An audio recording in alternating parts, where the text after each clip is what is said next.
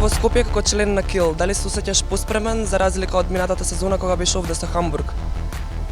Pa dobro, osjećam se isto kao i prošle sezone.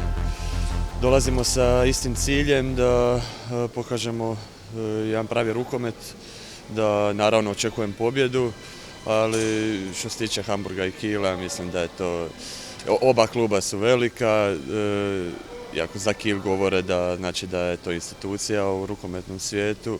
Ja se osjećam dobro и драго ми е да сум dio tog tima. Кил е во мала криза на почетокот на сезоната. Дали проблемите се надминати, дали очекувате убедлива победа утре и што очекувате од утришниот меч воопшто? Pa je, istina, imamo malo problema na početku sezone.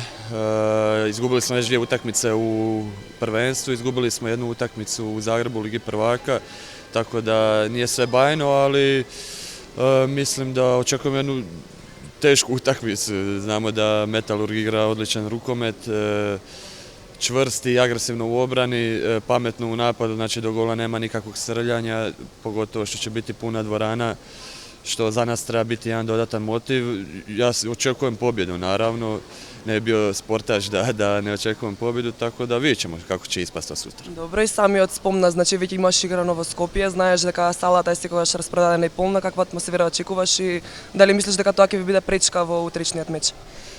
A ovdje je uvijek lijepo igrati, uvijek se veselim vratiti ovdje zato što makedonska publika razumije rukomet i prepoznaje dobar rukomet, tako da jednostavno oni su jedan vjetar u leđa Metalurgu koji sigurno, oni to jako dobro koriste, nadam se da je to neće protiv nas.